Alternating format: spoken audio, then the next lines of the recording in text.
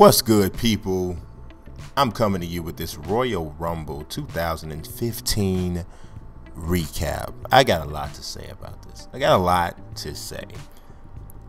I'm still formulating in my mind how I feel about this overall jump off, right? So I'm going to just give you the bottom line of the main event. The Royal Rumble, to almost no one's surprise, Roman Reigns won the Royal Rumble, okay? So I'm going to get into that whole thing. I'm going to give you an in-depth review of the Royal Rumble. But let's start it off from the very beginning with the free kickoff show match, right? So we had the New Day representing with Kofi Kingston and Big E Langston taking on Cesaro and Tyson Kidd. This was a pretty decent match. I really don't think this particular duo, this matchup or this little rivalry that they just kind of playing with has been allowed to really go where it could go, because these guys have the chemistry to make a really good match. You got some athletic guys, some strong guys, mixture there. So there's a really cool thing that can happen, but it hasn't really developed the way it could. Also, I'm sick and tired of the whole racially stereotypical angles for everybody. New Day, you know, they're the black guys, so they come out there, New Day, we're gonna win like we're dancing and we're all up in church, and I'm so sick of that. I'm just so, every single time there's an African American character, he has to be shucking, jiving, dancing or something stupid like that, and then the Hispanic characters all have to be Los Matadores and rolling all the R's and all this kind of stuff. It's kind of goofy, right? You know, I'm a WWE, the pro wrestling fan, but come on.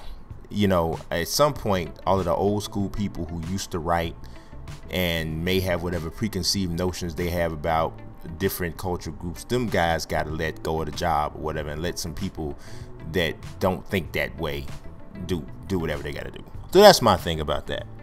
The next match was the Ascension against the New Age Outlaws. It was pretty obvious that the Ascension were going to win this match. They essentially were there, you know, the WWE is trying to push them as a new, bigger tag team. I don't necessarily agree with what they've been doing in terms of how they're going about trying to push them, because you're making like a mockery of them, so to speak, so people are not going to take them serious. So I'm not sure about that. So obviously, you know, this match was there. You know, I'm going to give you the grades for the matches. So the first match I graded a B+, because I thought it was pretty entertaining, but, you know, I had my little thoughts about it. The Ascension New Age Outlaws match was a C+. And in case you know, I'm sorry, I didn't tell you who won the first match because I got caught up. Cesaro and Tyson Kidd actually won the match. Cesaro hit the European uppercut from outside of the ring as Kofi was thrown to the ropes, kind of leaped up, caught him with the European uppercut, turned into a pin, right? Ascension New Age Outlaws, Billy Gunn ended up getting pinned off of the Ascension's tag team finisher. Those leg sweep, elbow, flying, spinning elbow combo thing that they do. Yeah, match was whatever. The next match was the Usos against Damien Mizdow and The Miz. I graded this match a C+. I understand what they were doing. The Miz never tagged in Damien Mizdow because they're playing up this budding feud that's coming between these two. Obviously, it's clear it's gonna come. You know, he's gonna turn on him because he's been mistreated. The whole thing, right? The match was good. The match was good itself, but the fact that Damien Mizdow never got tagged in was kind of goofy. He did have a couple little times in the ring where he, you know, kind of was able to show off a little bit. He even did his skull crushing finale, but it was still rather bland in my personal opinion. Next up was pretty much the built-in bathroom break that is also known as the Divas match. If AJ is not in it, for the most part, it's probably not going to be too good, and she wasn't in it. So we got the Bellas against Natalya and Paige. What in the world? The Bellas, I mean, yeah, I don't know what's going on with them and their whole whatever they are, because they were feuding, bitter, nasty feud, all kinds of stuff going on, right? Now, we all know bitter, nasty feuds go on in the professional wrestling, and they decide, the storyline says, hey, change it, or now these people are going to be friends, and then the people become friends, and we understand that. But usually, there's some sort of explanation that's going on, right? The Bellas were feuding, and all of a sudden they weren't, and nobody said nothing. It just went away, and I'm like, so you're not going to explain to us what happened in the storyline? So, you know, I mean, I'm not a person who argues storylines. That's ridiculous to me. When you're watching professional wrestling, you're watching it buying into saying, hey, I'm going to watch this storyline. The storyline doesn't go your way, you can't go, oh, this is garbage because the storyline didn't go your way. If you want to write the storylines, then you should apply to WWE Creative, because you don't get to write the storyline. It's like you watching a movie and you're in the movie theater and you start booing because you didn't like the fact that somebody you like died. Come on. But I'll get more into that later. So I'm not getting on them about the storyline. I'm just saying you didn't tell me what happened. You know what I'm saying? So it's like a character in a movie died and you didn't tell me they died, and just I'm just supposed to know that. So that's kind of how I felt with that. The match is not good anyway. It just wasn't good. Natalya and Paige, actually the Bellas won the match. I almost forgot, just to show you how that was. I gave that a C-. It just wasn't very good. I don't know if I gave you the grade for the Usos, Miz. I gave that a C+. Wasn't great. But then we go to the triple threat WWE World Heavyweight Championship match. John Cena, Seth Rollins, and Brock Lesnar. It's early, right? It's early. The match hasn't been over but about an hour and a half or so. But that was one of the better matches I've seen probably in the last 5 to 7 years. It was really, really good. I mean, it was off the chain. I gave it an A+. It's so much stuff happening in that match I could barely even give it all to you. It was just that good. I mean, all three of the guys performed excellently. The Philly crowd was all over John Cena, and I'll get to those guys later. But I'm gonna tell you, I tweeted this out during the match. You can say what you want to say about John Cena, but he flat out is in great matches. He flat out kills it on the mic. He's never out of shape. Look at him. Think about it. Have you ever seen Cena come in fat? Have you ever seen Cena fat, out of shape? Now he only moves as well as he moves. But have you ever seen him not being able to move, not being able to run around like he needs? Have you ever seen any of that? I haven't. Never seen it. So people can say what they want, but he was great in the match.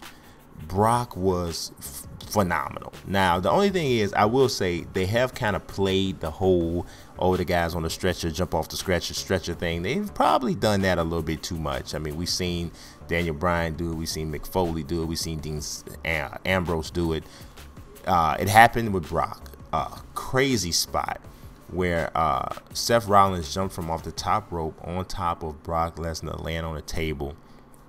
It was great. It was great. It was like on the announcer's table. It was awesome. But that wasn't even really the moment of the match. The moment of the match came when Seth Rollins did the Phoenix Splash. And in case you don't know what the Phoenix Splash is, it was a backwards 1.5 on top of Brock Lesnar. It was crazy, right? Crazy. Then he still wasn't done. He did several other ridiculously athletic and acrobatic reversal type moves in the match. Seth Rollins didn't win, but gee whiz, was he amazing or what? I mean, he was phenomenal. Like I said, Brock was great too. Brock ends up winning the match and retaining his title. It was a little bit surprising because what I thought was going to happen, honestly, was I thought that Brock was going to win. And then I thought, or either that Cena was going to win, and I thought that Seth was going to cash in the Money in the Bank. I actually also thought it was a possibility that Paul Heyman would turn on Brock Lesnar, because it seems kind of obvious that they might be moving Lesnar towards a face because his contract ends in like April, and he's going to be walking away soon. So, I don't know, but just overall, the drama of the match, the action in the match was outstanding. Great. A+ match, clearly, in my opinion.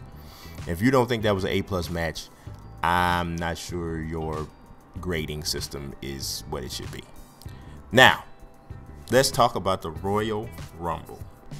I told you who won. I kept track of some of the stuff, like the main part, so I'm not going to go through it step by step, but I kept track of some of the main parts, right? So, every Royal Rumble features people coming back, surprises and stuff, right? So, Bubba Ray Dudley, Bubba Ray Dudley came back. It's pretty cool. The Boogeyman came back. I don't think Boogeyman, he's not going to stay or whatever. He looked in good shape, but he's not going to stay. Bubba Ray, I don't know. We hope. He didn't look in great shape, though, to be honest. Who else? Zack Ryder was there. I mean, that's not really like he came back, but, you know, he was there. DDP came back, which was not a big surprise if you check out the internet. Pretty much that was like the worst kept secret in the world that he was coming. So there he was. And that was it for actual participants. Let's talk about the people with the most eliminations. Bray Wyatt spent the most time in the whole Royal Rumble. He was the 5th guy in and one of the very last out. He had 6 eliminations, which was tied for the most. So Roman Reigns also had 6. Big Show had 5. I think Kane had like 3 or 4. And also Rusev had 6. So he was tied with Reigns and Bray for the most eliminations. Now, the person that was in there the shortest amount of time was clearly Titus O'Neil. He got played. He just really get played. I don't know, man. If I was him, I'd call TNA Lucha Underground or something. It's bad the way they're doing them. Bad. Let's see. Kofi Kingston, he had an opportunity to do his acrobatic thing where, you know, he escapes elimination. This one was probably not one of the better ones, but, you know, he's probably running out of spots. Got thrown over the top rope by Rusev. He flies over the top rope. Adam Rose had just brought the Rosebuds down. The Rosebuds catch him, carry him over to the apron. He jumps back in shortly after he gets eliminated, right? Well, this is the key point. This is a key point, I should say. It has nothing to do with that part, but Bray Wyatt eliminated Daniel Bryan, who came in at number 10. The crowd was not pleased. They booed. Once Daniel Bryan got eliminated, the crowd booed for the remainder of the match, with only a few pauses here and there. They paused when Dean Ambrose came out. They paused when Damian Sandow came out. But outside of that, they booed the whole way. What was probably even worse is when Roman Reigns' number was called, which was about 19, they booed vehemently. Now, why did they boo so much? They booed because it was pretty obvious, like I said, that Roman Reigns was going to win from the beginning. And if there was any doubt, you would probably think, well, maybe it would be Daniel Bryan. But once Daniel Bryan got eliminated, the whole yes movement went nuts all over everything. To be honest with you, it ruined the pay-per-view. The crowd ruined the pay-per-view, not the decision. The crowd in Philadelphia ruined the pay-per-view. Ruined not the pay-per-view, but they kind of ruined the flow of the match to me. Essentially, the crowd was mad because they wanted Daniel Bryan to win, and they've got this thing now ever since last year when he didn't win. If it doesn't go his way, we're gonna hate everybody. We're gonna hate the people who win. You know, we're gonna hate whoever wins because we want Daniel Bryan to win. Man, that is like so stupid, man. Are you not aware that you're watching wrestling? That these are determined outcomes? That there are writers who actually pick who's going to win? Do you not understand that? I mean, like the analogy I said earlier. So if you go to it, because essentially wrestling is like theater. So if you go to a play and what you wanted to happen in the play doesn't happen, you boo the rest of the whole performance. You boo every actor for the rest of the performance because you didn't like that your character didn't get the win or didn't come out on top. Do you know how ridiculous that is? And this just shows you the difference in between like wrestling now and wrestling a long time ago. First and foremost, it's the internet. The internet is one of the biggest things. I don't think the WWE has quite learned how to handle the internet age yet. They've made a couple adjustments, you know, because essentially you can't keep a secret anymore. So when guys are coming back. It's very difficult to keep a secret because somebody's gonna find out, somebody's gonna tweet about it, somebody's gonna something about it. So there it is.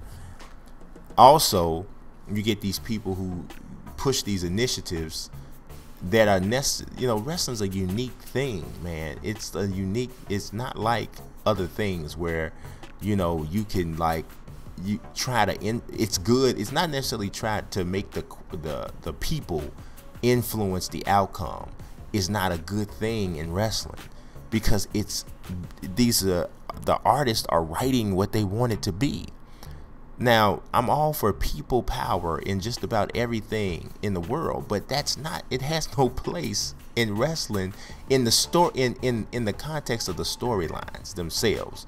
Unless there's somebody that's being offended or something from a racial standpoint or a gender standpoint or something like that, where, you know, then obviously, yeah, if the people speak, then yeah, because now it's not entertainment anymore because you're offending somebody.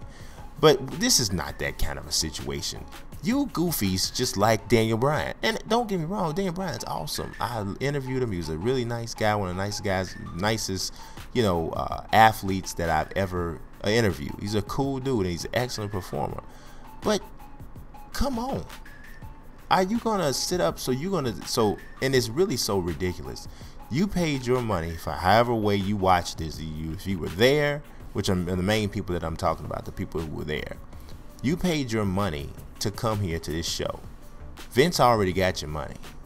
He already got your money. You're gonna boo him. You're gonna yell CM Punk and all this other kind of goofy stuff that you're yelling, essentially messing up your experience and everybody who's sitting next to you. And then on top of that, you disrespecting the performers who have nothing to do with the storyline, because you mad because Daniel Bryan got eliminated. That is the dumbest thing in the whole entire world. Just dumb.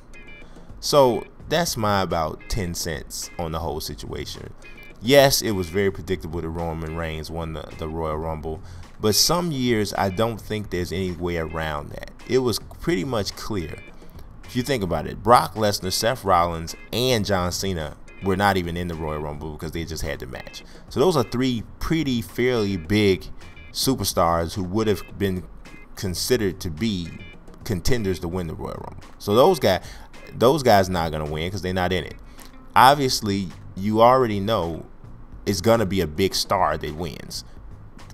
Tyson Kidd's not gonna win the Royal Rumble, even if he's doing really good in this simulation that's on your screen right now. Tyson Kidd is not gonna win the Royal Rumble. So you know it's got to be a big star. So how many big stars are there left that were actually in it? Roman Reigns, Daniel Bryan, Bray Wyatt, maybe Ryback, Dolph Ziggler. These are the only guys who could have, Dean Ambrose, who could have possibly won.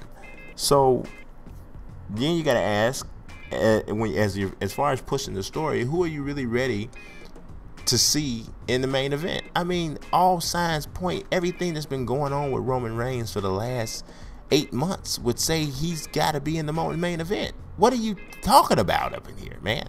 I don't get it. Whatever. But that's just where I'm at with this. Overall, the pay-per-view was about a C plus B minus. I thought that the majority of the matches were not good. I mean, the Bella's match was terrible. The Usos match was okay. The Ascension New Age Outlaws match was the New Day Cesaro Kid match was pretty decent. Essentially, the one stellar match was the triple threat match. That was stellar. The Royal Rumble started off really good, got dry in the middle, and I got pretty much my whole perception of it a little bit blurred because of the horrible crowd in Philadelphia. So there was that. That's my take on it. I kind of babbled a little bit on this one, but you get me. You get where I'm coming from. I appreciate y'all watching. Thank you for subscribing and all of that.